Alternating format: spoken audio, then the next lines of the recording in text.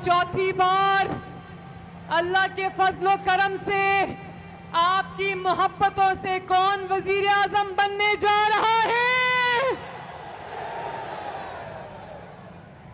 इस धरती का बेटा आ रहा है, फॉरेन फंडिंग वाला नहीं आ रहा। वो फिर चला गया, धरती का बेटा। जायदादें उस धरती में, इलाज उस धरती में, और बेटा इस धरती का।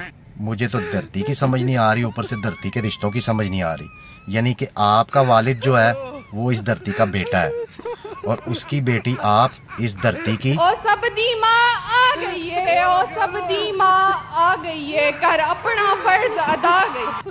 खुदा का वास्ता है, इस धरती के बशिंदे तो पागल हो गए हैं, पर इस तरह के बयान दे के मेरी धरती को पागल ना कर देना। मेरी धरती के किसी हॉस्पिटल में चले जाएं तो इस तरह लगता है कि किसी एडवर्टाइजमेंट के ऑफिस में आ गए हैं, या किसी बड़ी सियासी जमात के मरकजी दफ्तर में आ गए हैं।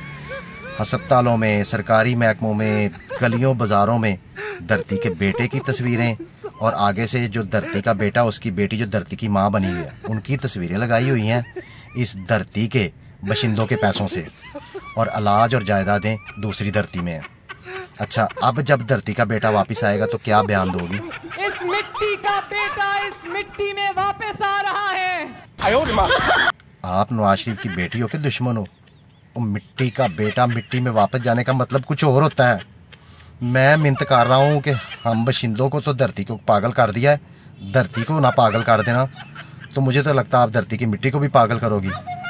अपने बयान सीधे कर लो, वरना यकीन जानो ये धरती के बशिंदे, ये धरती और धरती की मिट्टी कहेगी कि सही कह दिया था उसने। ये ज़्यादातर लोग पढ़े लिखे भी नहीं, इनकी कोई इतनी तालीम भी नहीं ना, और ये कोशिश करते हैं इल्म हासिल करने की।